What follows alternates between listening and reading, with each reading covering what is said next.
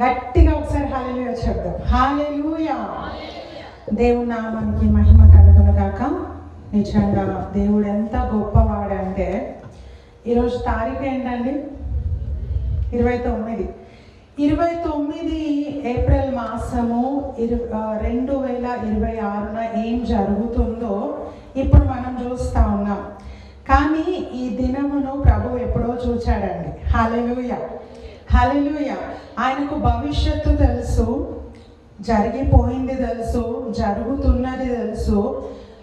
రాబో కాలంలో ఆయన ఏం చేయబోతున్నాడో, మన జీవితంలో ఏం జరగబోతుందో ఎవరికి తెలుసండి?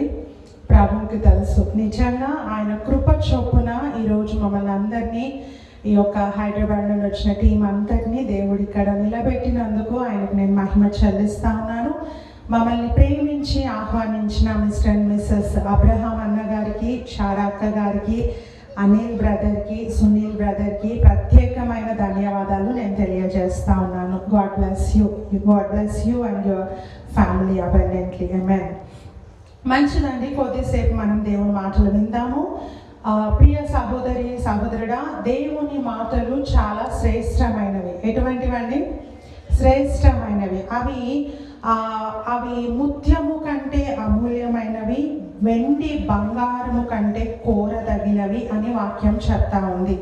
చాలా ఇంపార్టెంట్ అండి. వాక్యము వినడము చాలా ప్రాముఖ్యము. నువ్వు చేసే ప్రార్థనల కంటే, మనం చేసే ఆరాధన కంటే, అన్నిటికంటే ప్రాముఖ్యమైనది ఏంటంట? వాక్యము వినడం. ఎందుకంటే ఈ వాక్యము వినేటప్పుడు పరిశుద్ధాత్మ దేవుడు మనతో మాట్లాడతాడు. హల్లెలూయా. ఏం జరుగుతుందండి? వాక్యం వినేటప్పుడు దేవుడు మనతో మాట్లాడతాడు. నువ్వు వినాల్సిన సమయంలో వాక్యము వినలేదంటే నీకు కావాల్సిన సమయంలో వాక్యము దొరకదు. హల్లెలూయా.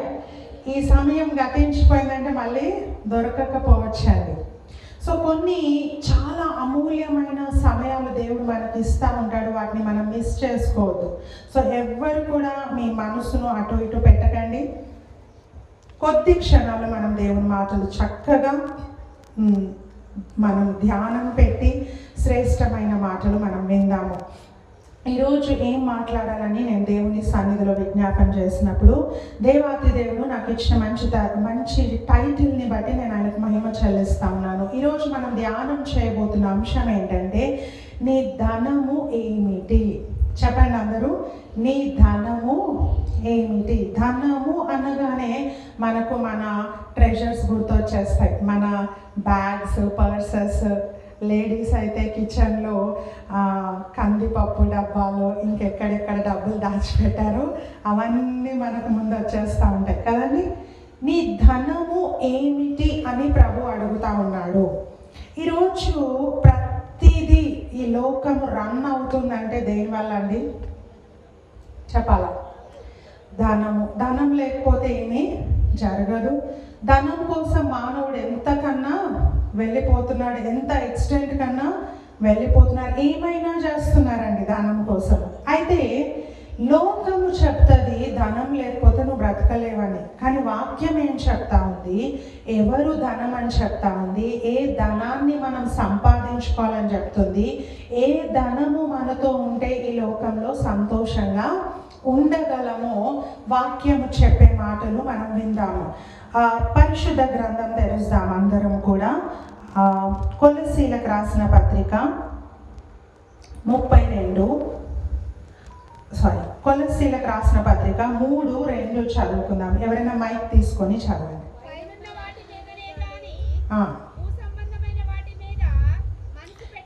మళ్ళీ ఒకసారి మైక్లో చెప్పండి.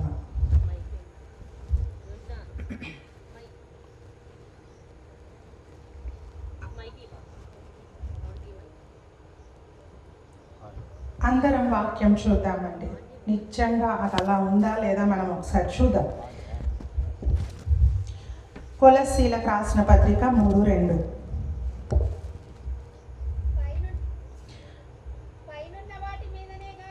ఆన్ చేసుకున్నాం.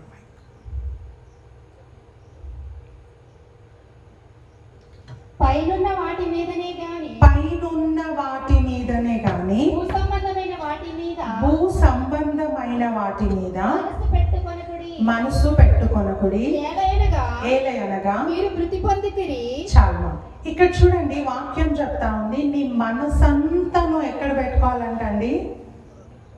పైనున్న వాటి మీద నీ హృదయము ఉంచాలి. భూ సంబంధమైన వాటి మీద నీ మనసు పెట్టకుడి అని వాక్యం చెప్తా ఉంది. భూ సంబంధమైనవి ఏంటి అని మనం చూస్తే, ఇందాక మాట్లాడుకున్న ఈ ధనమే కావచ్చు, మనుషులే కావచ్చు, రిలేషన్షిప్సే కావచ్చు, బంధాలే కావచ్చు, సంబంధాలే కావచ్చు, ఏదైనా కావచ్చు అండి. వాక్యం చెప్తా ఉంది, భూ సంబంధమైన వాటి మీద మనసు పెట్టుకొనకుడి. హల్లెలూయా. మన ఆలోచన అంతా ఉదయం నుంచి రాత్రి పడుకునే వరకు మనం దేని గురించి ఆలోచిస్తామో తెలుసా? ఏం తిందుమా, ఏం తాగుదుమా, ఎలా నిద్రపోదామా కదా. రాత్రి పడుకునేటప్పుడు రేపు ఇడ్లీ పిండి నానేసామా లేదా, మళ్ళీ తిండి గురించే, మళ్ళీ రేపు ఏం ధరించుకోవాలా, రేపు ఎలా రెడీ అవ్వాలా. ఈ లోక సంబంధమైన వాటి మీద మీ మనసు పెట్టొద్దు అని ప్రభు చెప్తా ఉన్నాడు. మళ్ళీ ఎక్కడ పెట్టుకోవాలంటే పైనున్న వాటిని వెదకుడి. ఎందుకు ప్రభు ఈ మాట చెప్తా ఉన్నాడంటే, ఈ లోకంలో ఉన్నవన్నీ ఒకరోజు మట్టికి మట్టిగా, దుమ్ముకు దుమ్ముగా, బూడిదకు బూడిదగా కలిసిపోతాయండి. హల్లెలూయా. ఈ లోకంలో మన దగ్గర ఏం అనుభవిస్తున్నామో, మన దగ్గర ఏం కలిగి ఉన్నామో, ఇవి శాశ్వతంగా మనతో ఉండేవి కాదు. కొన్ని నెలల క్రితము దుబాయ్ ప్రాంతంలో భయంకరమైన ఒక భూకంపం వచ్చిందండి. సో చాలా బిల్డింగ్స్ కూలిపోయాయి. అక్కడ ఒక 23 అంతస్తుల బిల్డింగ్లో ఒక వ్యక్తి ఓనర్గా ఉన్నాడు. 23 అంతస్తుల బిల్డింగ్ ఆయనకు ఉంది. ఆయన ఆ బిల్డింగ్ ముందు చక్కగా ఓనర్ అని ఫోటో దిగాడు. ఎప్పుడైతే ఈ భూకంపం సంభవించిందో ఆ తర్వాత ఆ న్యూస్ రీడర్స్ తీసిన ఫోటోలో ఆయన ఎలా ఉన్నాడో తెలుసా అండి? అట్లీస్ట్ ఈరోజు నాకు ఒక బ్రెడ్ ముక్క దొరికితే బాగుండని, ఒక చిన్న బ్రెడ్ ముక్కను చేతిలో పట్టుకొని నిలబడ్డాడు. ఎవరండి? 23 అంతస్తులు కలిగిన వ్యక్తి, అంటే గొప్పదనం సంపాదించుకున్న వ్యక్తి. సమయము ఎప్పుడు ఒకేలాగా ఉండదు. ఎప్పుడు ధనవంతుల్లానే ఉంటారని మనం చెప్పలేమండి. ఎప్పుడు బీదవాళ్ళు బీదగానే ఉంటారని మనము చెప్పలేము. సమస్తము దేవుని ఆధీనంలో ఉంది. కానీ నీ మనసంతా నువ్వు దేని మీద పెట్టాలంట?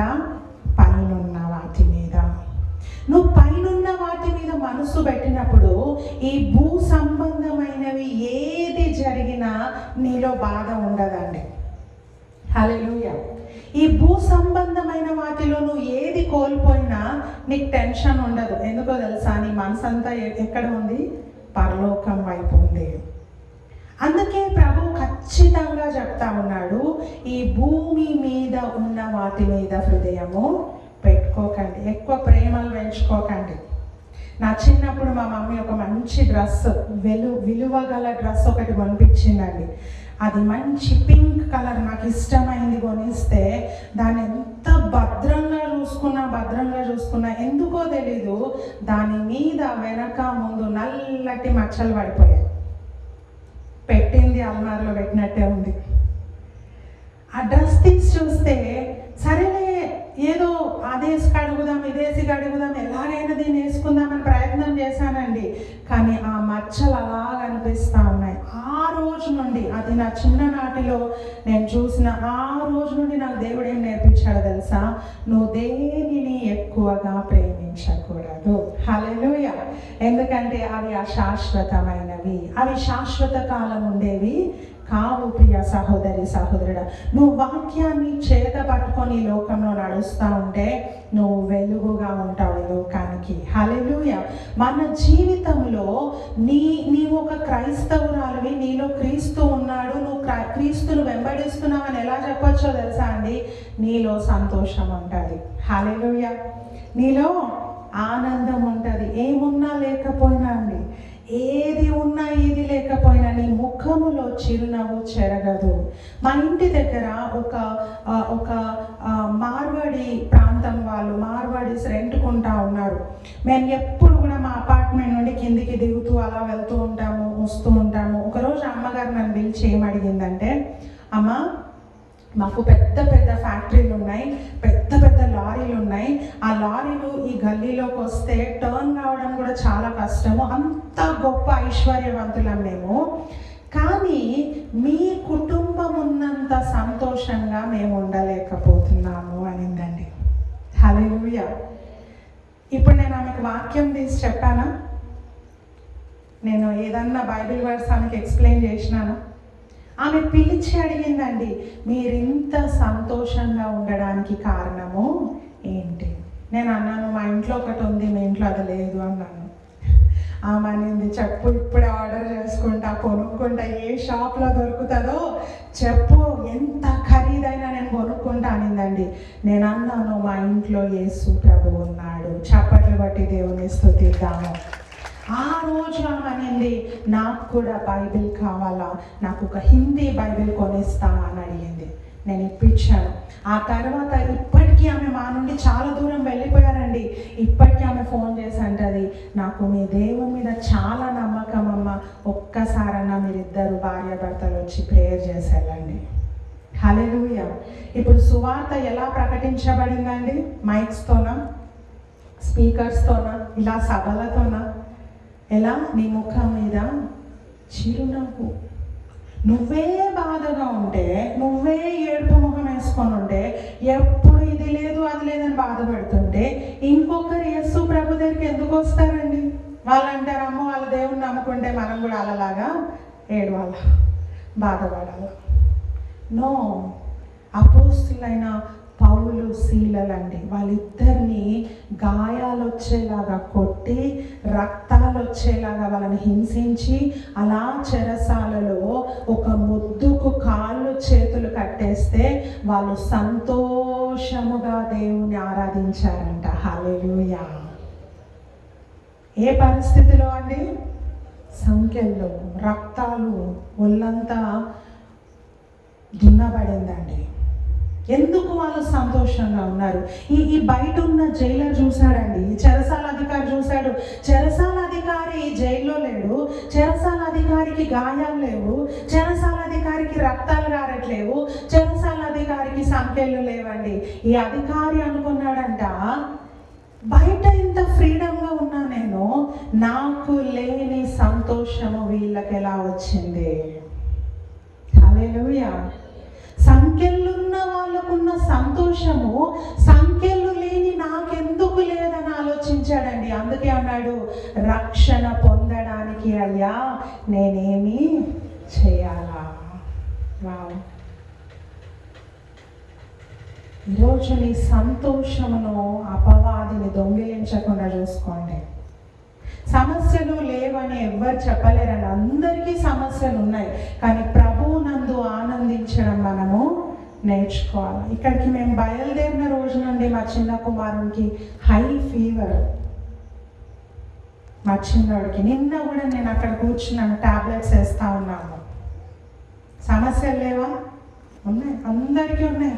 కానీ ప్రభువు పిలుపుకు మనం ఎలా ఉండాలా?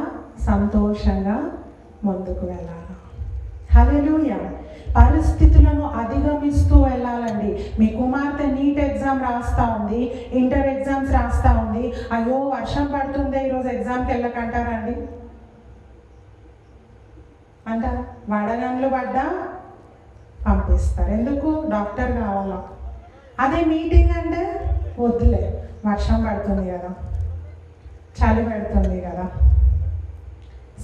మన జీవితంలో ప్రాధాన్యత ఎలా ఉందండి?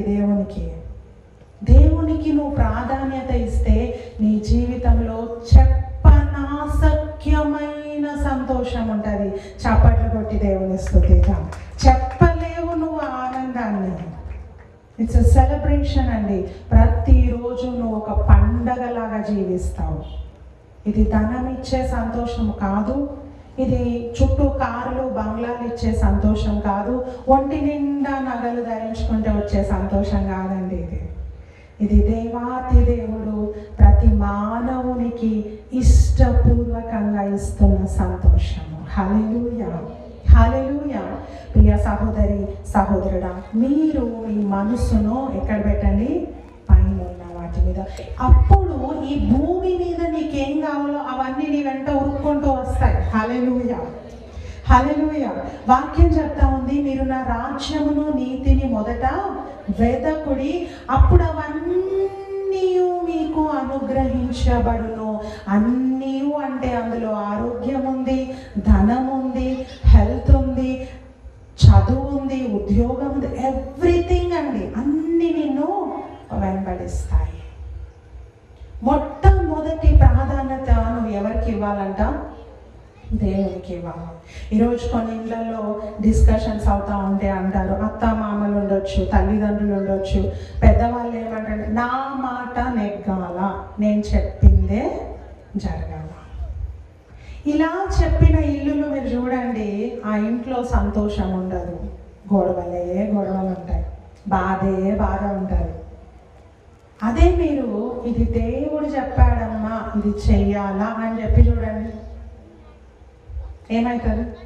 చచ్చినట్టు మాట వింటారు. ఎందుకంటే అది ఎవరు ఆజ్ఞ అండి?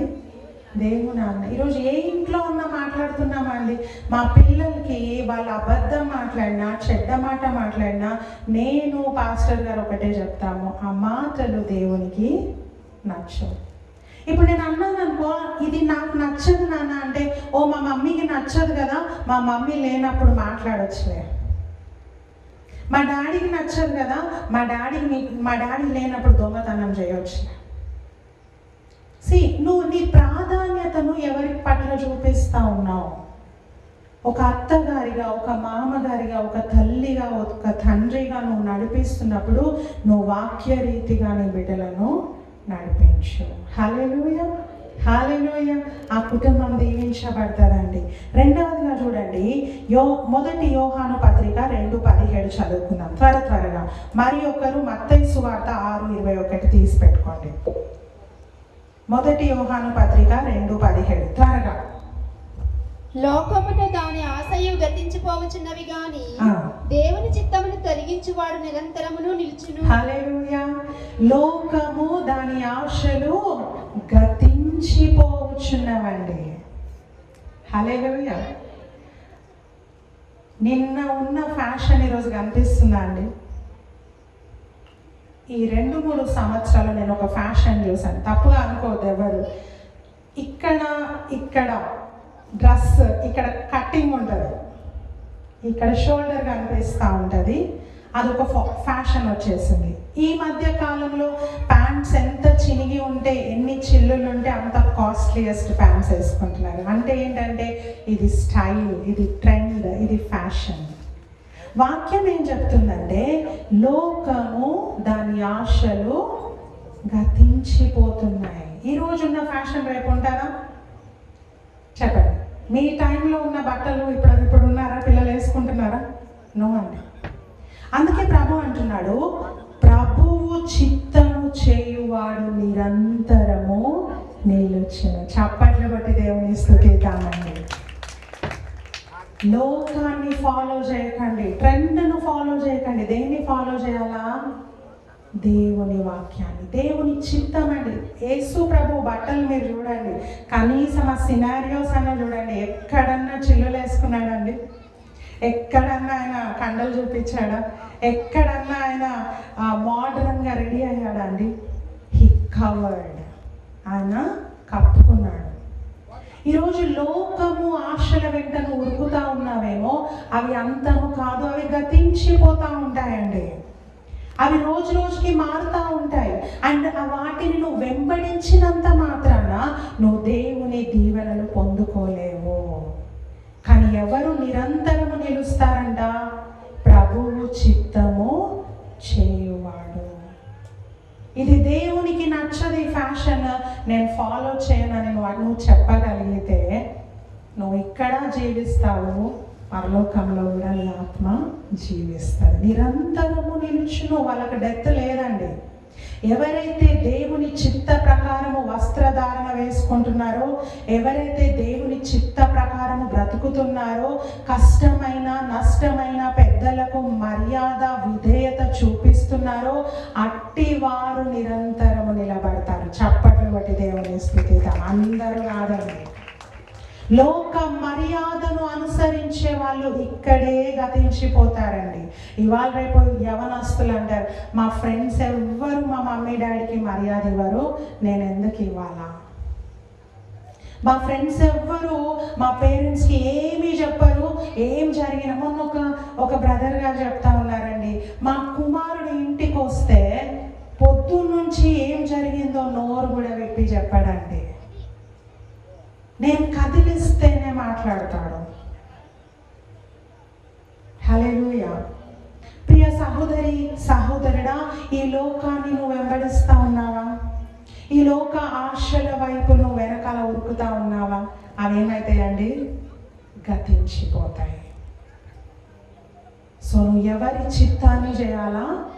దేవుని చిత్తాన్ని చేయాలి. వాక్యం చెప్తా ఉంది, నీకు మేలు కలుగునట్లు, నీవు దీర్ఘాయుష్మంతుడవగునట్లు నీ తల్లిని నీ తండ్రిని సన్మానించు. ప్రభు చాలా చక్కగా లింక్ పెట్టాడు దానికి. ఆధార్ కార్డ్కి పాన్ కార్డ్కి లింక్ పెట్టినట్టు ప్రభు నీ ఆయుష్కు ఎవరితో లింక్ పెట్టాడండి? నీ తల్లిదండ్రులతో. నువ్వు ఎక్కువ రోజులు బ్రతకాలంటే నీ తల్లిని నీ తండ్రిని సన్మానించాల, గౌరవించాల. హై టోన్తో మాట్లాడొద్దండి తల్లిదండ్రులతో. ఎప్పుడు కూడా పెద్ద స్వరంతో ఎప్పుడు నీ తల్లితో నీ తండ్రితో మాట్లాడొద్దు. వాళ్ళు ఎంత వృద్ధాప్యంకి వెళ్ళిపోయినా సరే. ఈ మాట దేవుడు చెప్తా ఉన్నాడు. దేవుడు చాలా ఖచ్చితమండి, ఇది చెప్పాడంటే అది ఆయన చేస్తాడు. ఎంతోమంది ఆయుష్ కోసం పోరాడుతూ ఉన్నారు భూమి మీద. నేను బ్రతకాలా, ఇంకా బ్రతకాలని పోరాడే వాళ్ళు ఉన్నారు. ఒక బ్రదర్ క్యాన్సర్ పేషెంట్, మేము ఇక్కడికి వస్తూ ఉంటే వాళ్ళ కుమారులు నన్ను కలిసి చెప్పారు, అక్క మీరు వెళ్ళేటప్పుడైనా ఎట్టి పరిస్థితిలో వచ్చి మా డాడీ గురించి ప్రేయర్ చేయండి, డాక్టర్స్ టైం ఇచ్చారు, ఎక్కువ రోజులు బ్రతకాడు అని. కానీ మేము సో సాడ్లీ మేము కలవలేకపోయామండి ఆయన. ఆయుష్ కోసం ఎంతోమంది తప్పిస్తూ ఉన్నారు బ్రతకాలని. దేవుడు అంటున్నాడు, ఉచితంగా నీకు ఆయుష్ ఇస్తానమ్మా, ఉచితంగా నీకు ఆయుష్ ఇస్తానయ్యా, కానీ నువ్వేం చేయాలా? తల్లిని తండ్రిని సన్మానించు. లోకాన్ని వెంబడించకండి. వాళ్ళు రెస్పెక్ట్ ఇయ్యరు, వీళ్ళు చేయరు, నేను చేయరు, వాళ్ళు నరకం పోతారు, నువ్వు కూడా పోతావా? వాళ్ళు గొంతులో పడతారు, నువ్వు కూడా పడతావా? అందుకే ప్రభు అంటున్నాడు, లోకమును దాని ఆశలు గతించిపోతాయి. ప్రభు మాటకు లోబడి నువ్వు నడుచుకుంటే నువ్వు నిత్య జీవాన్ని చూస్తావు. ప్రియ సహోదరి సహోదరుడు, మత్తయి సువార్త 6:21 చదువుదాం త్వరగా. నీ ధనము ఎక్కడ ఉండునో అక్కడే నీ హృదయం ఉండును. హల్లెలూయా. చాలమా. నీ ధనము ఎక్కడ ఉండునో అక్కడే నీ హృదయము ఉండును. నీకు ధనము మీద ఎక్కువ ఆశ, ఎక్కువ ప్రేమ ఉంటే నువ్వు ఇక్కడ మీటింగ్లో కూర్చున్నా కూడా నీ మనసు అంతా ఎక్కడ ఉంటుందండి? ధనం మీద. ఎవరు వస్తున్నారు, ఎవరు ఎత్తుకెళ్ళిపోతున్నారు, లాక్ సరిగ్గా వేసానో లేదు, పాకెట్లో సరిగ్గా పెట్టానో లేదు, జిప్పు పెట్టానో లేదు. ఇవన్నీ నీ ధనము ఎక్కడ ఉంటే నీ మనసు అక్కడ ఉంటుందని వాక్యం చెప్తా ఉంది. సో అందుకనే ప్రభు అంటున్నాడు, ఈ ధనము ప్లేస్ని నువ్వు తీసేసి అక్కడ ఎవరిని పెట్టుకోవాలంట? యేసయ్యని పెట్టుకోవాలి. చప్పట్లు కొట్టి దేవుని స్తుతిద్దాం. నీ మనసు ఎవరి మీద ఉండాలా? యేసు ప్రభు మీద ఉండాలి. నీ మనసు దేవుని మీద ఉండాలండి. ట్రెజర్ని ఎప్పుడు కూడా మనము ప్రేమించకూడదు. ప్రభు అంటా ఉన్నాడు, మీరు సిరికిని దేవునికి దాసులుగా ఉండలేరు. మీరు 2 పడవల్లో ప్రయాణం చేస్తే ఏమవుతారండి? మధ్యలో పోతారు, గమ్యం చేరుతారు, మునిగిపోతారు. నీ ధనము మీద నువ్వు మనసు పెట్టకు. నేను ఇందాకే చెప్పాను, నువ్వు వాటిని వదిలేస్తే అవి నిన్ను ఫాలో చేస్తాయి. హల్లెలూయా. ఒక ప్రాంతంలో ఒక రాజు అన్నాడంట, నా రాజ్యంలో ఉన్న వస్తువులన్నీ మీకు ఇచ్చేస్తున్నాను, నేను సమయం పెడుతున్నాను, పొద్దున 5 గంటల నుంచి రాత్రి 5 వరకు మీకు నచ్చినవి తీసుకెళ్ళండి అన్నాడంట. ఎప్పుడైతే ఈ మాట చెప్పాడో అందరూ, చిన్నలు పెద్దలు అందరూ బయలుదేరారు ప్యాలెస్కి. ఆ రాజు ప్యాలెస్కి వెళ్ళి ఇష్టం వచ్చినవి తెచ్చుకున్నాడు. తెచ్చుకుంటున్నారు, కొందరు వజ్రాలు తెచ్చుకుంటున్నారు, కొందరు కిరీటాలు తెచ్చుకుంటున్నారు, అన్నీ తెచ్చుకుంటుంటే ఒక వ్యక్తి వెళ్ళి రాజునే ఎత్తుకొస్తా ఉన్నాడంటండి. అప్పుడు రాజు అన్నాడంట, నీకేమైనా పిచ్చా, అంత విలువైన వస్తువులు అక్కడ పెట్టుకొని నన్ను పట్టుకెళ్తున్నావు అంటే ఆ వ్యక్తి అన్నాడంట, అయ్యా ఇప్పుడు నువ్వు ఇచ్చిన ఆఫర్ సాయంత్రం 5 గంటలకు అయిపోతుంది, కానీ నువ్వు నాకు తోడుగా ఉంటే నువ్వు ఈ రాజ్యానికి రాజుగా ఉన్నంత కాలము నీకు సంబంధించినవన్నీ నావే అన్నాడంట. చప్పట్లు కొట్టి దేవుని స్తుతిద్దాం. ఈరోజు మనము దేవుణ్ణి తాత్కాలికమైన బ్లెస్సింగ్స్ కోసము వెంబడిస్తూ ఉన్నామండి. 5 రొట్టెలు 2 చేపల కోసమే వెంబడిస్తూ ఉన్నాము, స్వస్థత కోసమే వెంబడిస్తూ ఉన్నాము, ఆ సమయానికి అప్పు తీరాలని వెంబడిస్తున్నామండి. కానీ ఆయన మనకు వద్దంటున్నాము. ఆయన అంటున్నాడు, అయ్యో నేనుంటే నీకు అన్నీ ఉంటాయమ్మా. హల్లెలూయా. ప్రియ సహోదరి సహోదరుడా, నీ ధనము మీద నీ మనసు పెట్టకుండా నీ మనసు ఎక్కడ ఉండాలా?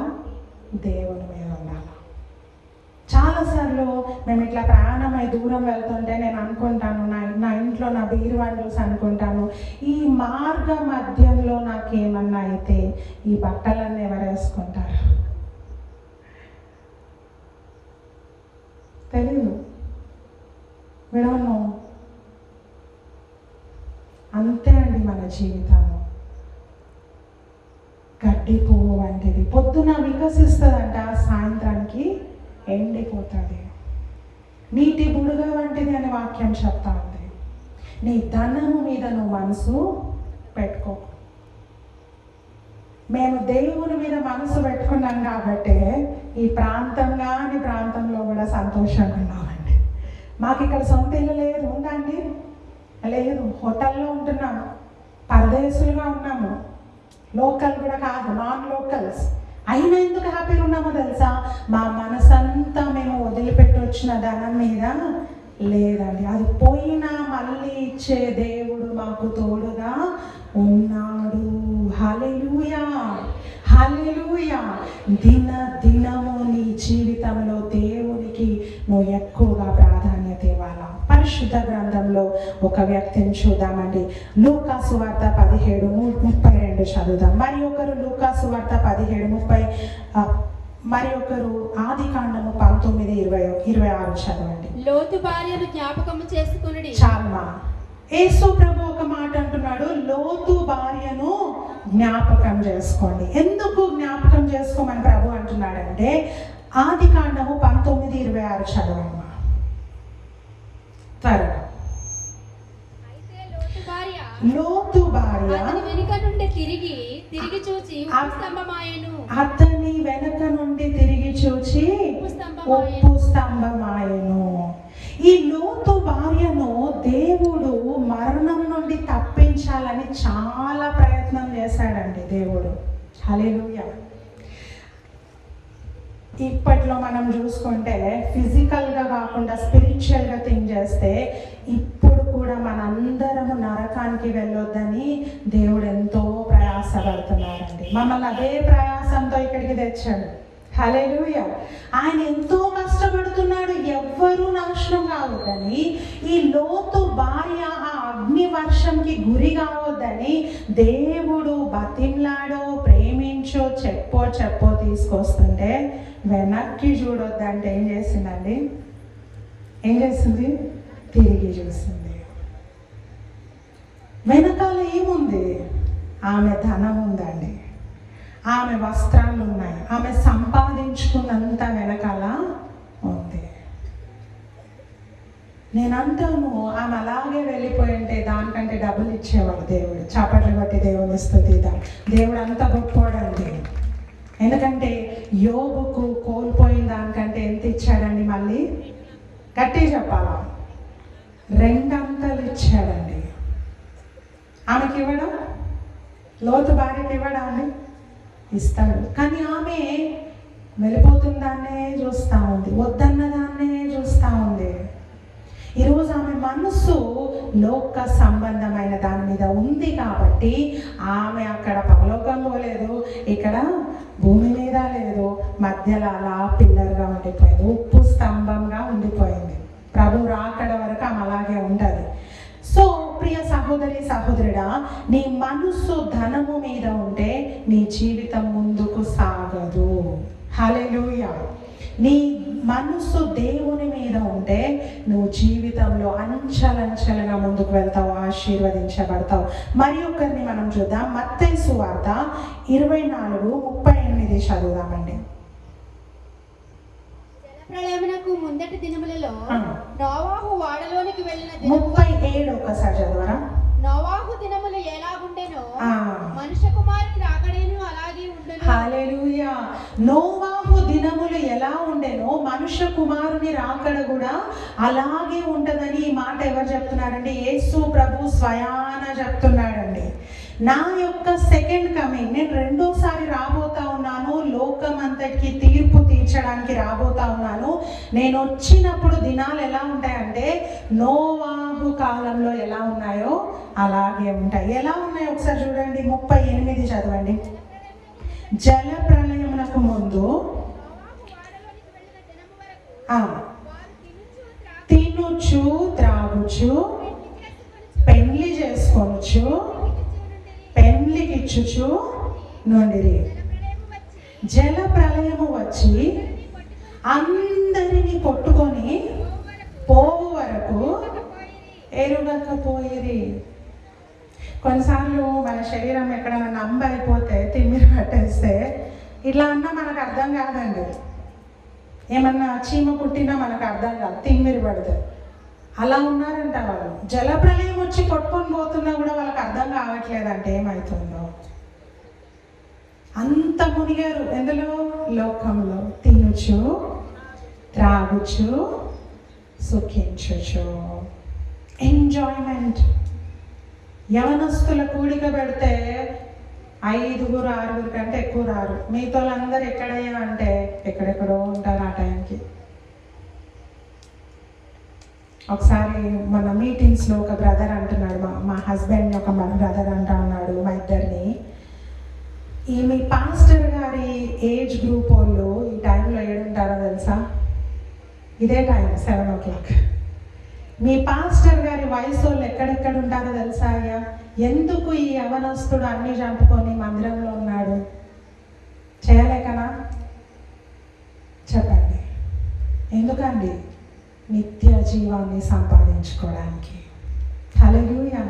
చూడండి, మనుషులు తినుచు త్రాగుచు పెళ్లికిచ్చుకుంటూ ఇంతే అండి. ఇంకా పైకి చూసేంత టైం వాళ్ళకి లేదు. మన ముందు వాక్యం ఏం చదివాము? పైనున్న వాటి మీద మనసు ఉంచండి. కిందికే సరిపోతుంది.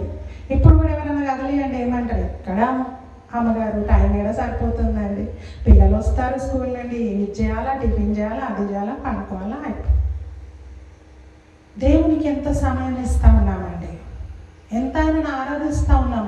మనం మరణించినాక చిరకాలము యుగ యుగములు ఆయనతో ఉండవలసిన వారము. ఆ స్థలముకు నువ్వు ఎంత సిద్ధపడ్డావండి? 80 ఏళ్ళ జీవితాన్ని ప్లాన్ చేసుకుంటా ఉన్నాము, ఓ రంగులమయం చేసుకుంటా ఉన్నాము. యుగ యుగములు ఉండే ఆత్మకు నువ్వు ఎంత సిద్ధపడతా ఉన్నావు?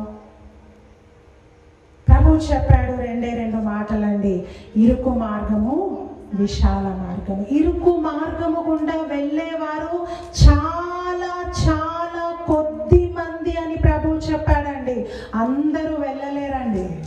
ఇరుకు మార్గం అంటే ఏంటో తెలుసా? జాగ్రత్తగా వినండి. నీకు అవతల వ్యక్తిని తిట్టాలని ఉంది, కానీ తిట్టకుండా ఉండడమే ఇరుకు మార్గము.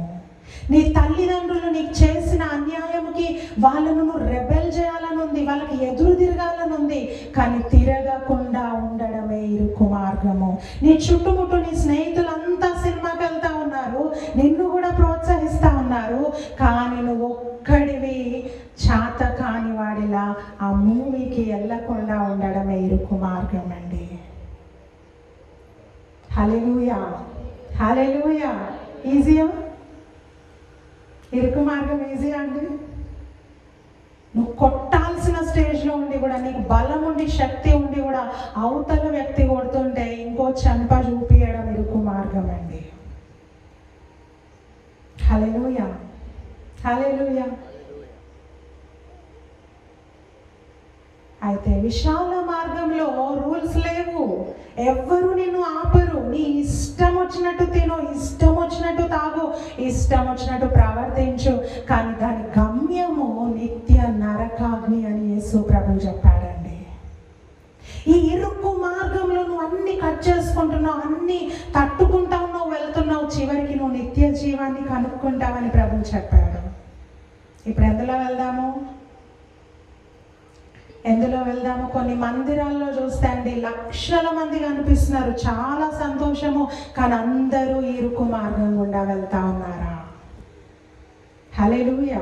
నీ వ్యక్తిగతంగా నీ ఒంటరితనంలో నువ్వు యోసేపు వలె ప్రతి విషయంలో నీ పరిశుద్ధతను కాపాడుకుంటూ నువ్వు ఇరుకు మార్గం గుండా వెళ్తా ఉన్నావా?